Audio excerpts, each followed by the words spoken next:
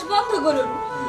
গরিবের ঘরে জন্ম নিচ্ছি দেখা আপনাকে বাড়ির চাকরানি হইয়া অনেক অপমান অনেক অত্যাচার সহ্য করছি, শুধু কি 2 বেলা 2 মুঠ খাওয়ার জন্য? না, খাওয়ার জন্য না, ছোট ভাইটারে লেখাপড়া করে মানুষ করানোর জন্য, যাতে তারে দিন মজুর না করতে হয়।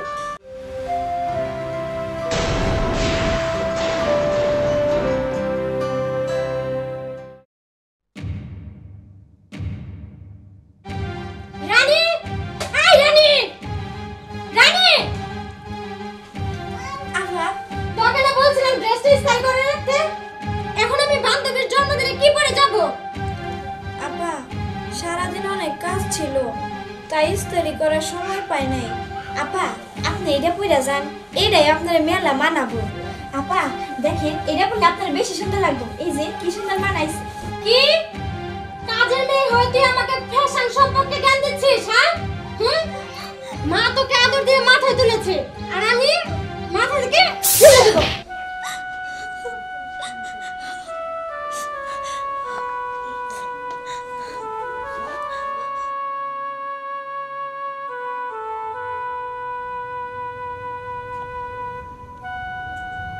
তেল কিন্তু শেষ প্রায়, বুঝছস? তেল শেষ হওয়ার আগেই তুই এই পড়াটা মুখস্থ করে নিবি। গরিবের ঘরে জন্ম নিছি আমরা, আমাগো ভাগ্য আমাগরি বদল করে নেওয়ার লাগবো। আর এই ভাগ্য বদল করবার গেলে আমাগো লেখাপড়া শিখল লাগবো। লেখাপড়া শিখলেই ভালো কর্ম পাবি, আর কঠোর পরিশ্রমেই ভাগ্য বদল হবো। সৎকর্ম আর পরিশ্রম ছাড়া ভাগ্য বদল হয় না। তুমি এত কিছু বোঝো, তা তুমি লেখাপড়া করলা না কেন? কেমনে করবো ভাই, আমি যখন 5-এ পড়ি তুই তখন ছোট, আর আল্লাহ তখন বাপ মাইরে নিয়ে গেল গা। বাপ মাই যাওয়ার সময় কয়ে গেছে, কাইজটা তুই মানুষের মতো মানুষ করবি লেখাপড়া শিখাইয়া। তুমি অশিক্ষিত থাকি আমারে শিক্ষিত বানাইবে? কেরা কইছে আমি অশিক্ষিত থাকবো?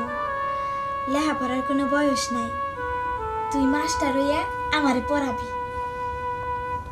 আচ্ছা পড়ামনি, তুমি এখন ঘুমায় পড়ো, সকালে তো আবার কাজে যাইতে হবো। আচ্ছা পড়। জন্ম হোক যথা তথা, কর্ম হোক ভালো, মানুষের সম্পর্ক।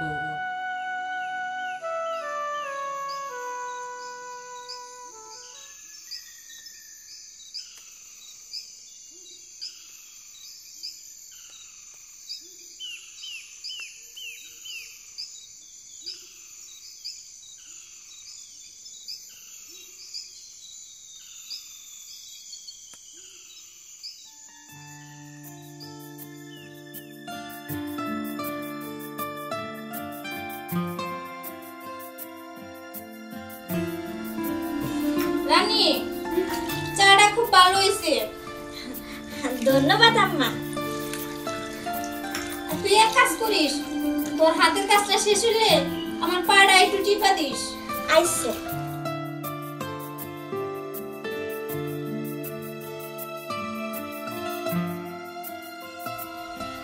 আমার কাপড় চোপড়টি 2 একটু আয়রন করে দিস। আইসে আপা, সব কাম ঠিক মতো হয়ে যাবো। চুপ কর টটরানি। আপা, আপনারা না কতবার কইছি আমার নাম টটরানি না, আমার নাম রানী। নামটা আমার নানিয়ে রাখছিল। জানেন আম্মা, আমার মা 5 ওয়াক্ত নামাজ পড়ে আল্লাহর কাছে দোয়া করতো আমার মায়েরা জানি সত্যিকারের রানী হয়। আচ্ছা আম্মা, মায়ের গো দোয়া কবুল হয় না? হয় তো, তাই না? হ, তোর মায়ের দোয়া কবুল হয়েছে, আর রানী না হইলেও তুই আমাদের বাড়ির চাকরানি হইছস।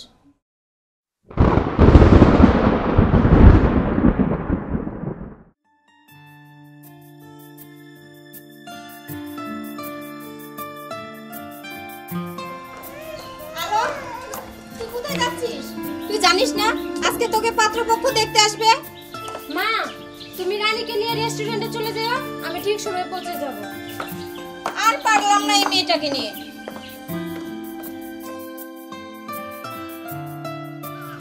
আম্মা, আমাকে এত বড় বাড়ি থাকতে আপারে রেস্টুরেন্টে দেখাবেন কেন? ও তুই বুঝবি না, আমাদের একটা মান সম্মান আছে না, আর তাছাড়া এই যুগের ফ্যাশন এটা। রেস্টুরেন্টে খাইয়ে কি শুধু আত্মীয় যাবো গা, আর আর আমি যদি রান্না করি তাইলে ওরা খাইয়া নিয়ে 2 ঘন্টা পরে খালি আঙুলি চাটতে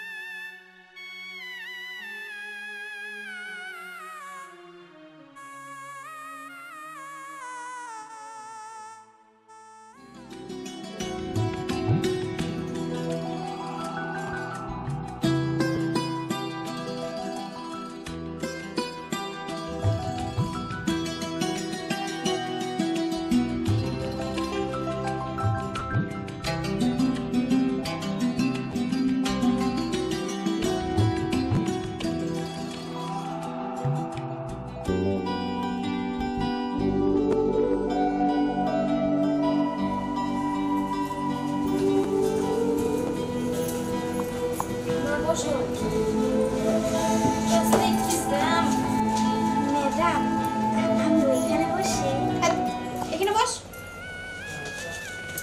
এগুলো নিয়ে আর পারি না। মা তুমিও।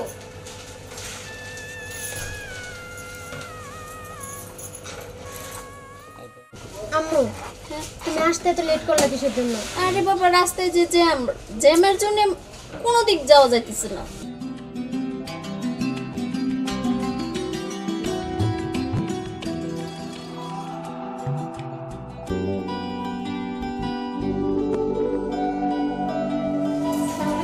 ওয়ালাইকুম আসসালাম। প্লিজ বসেন। বসবো কিন্তু কোথায় বসবো? কোথায় বসবেন মানে? কেন, এই তো সিট আছে তো, বসেন। তা এই সিটগুলো ফাঁকা আছে, তারপরে মেয়েটা এখানে বসে আছে কেন? ও, ওর কথা বলতেছেন? ও আমাদের বাসার কাজের মেয়ে। ও, আর তোমার নাম কি মা? আমার নাম রানী। ওর মা নাকি দোয়া করেছিল একদিন সত্যিকারের রানী হবে, হয়েছে। তা আমাদের বাড়ির চাকরানি।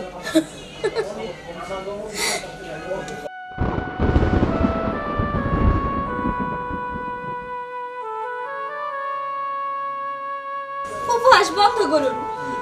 গরিবের ঘরে জন্ম নিছি দেখা আপনাকে বাড়ির চাকরানি হইয়া অনেক অপমান, অনেক অত্যাচার সহ্য করছি।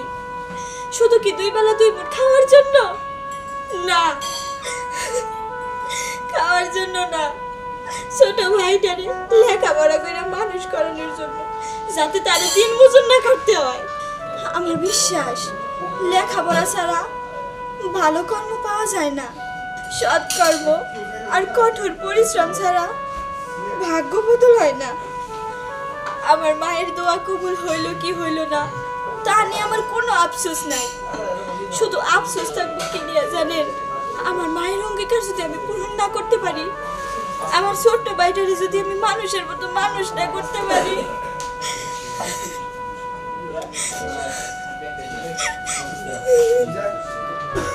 অবশ্যই তুমি তোমার মাকে দেওয়া অঙ্গীকার রাখতে পারবে। আমি তোমার সেই মায়ের দোয়া পূরণ করব, তোমাকে আমার পুত্রবধূ বানিয়ে। মা,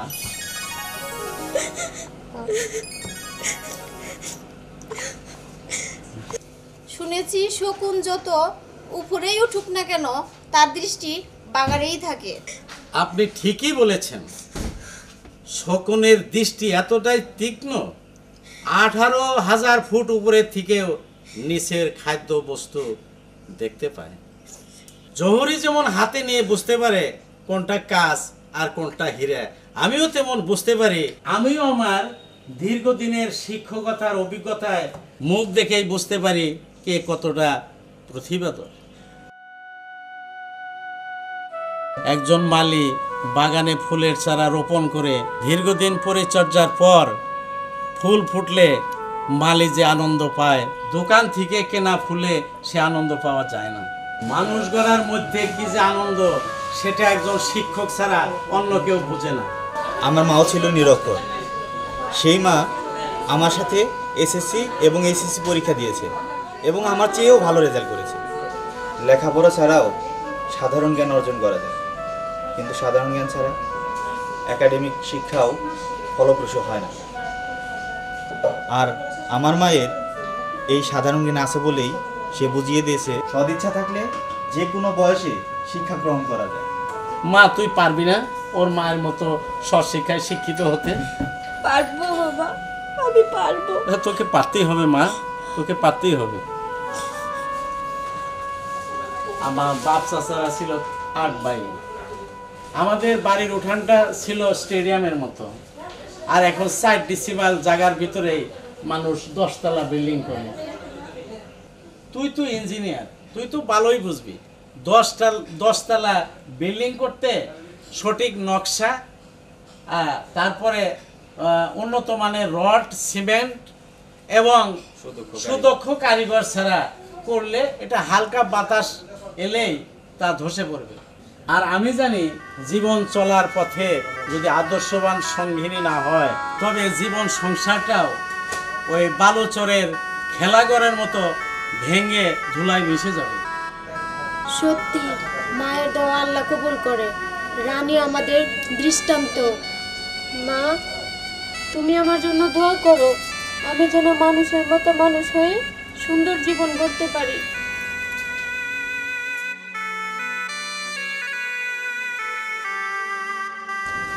রানী, তুই সুখী হ।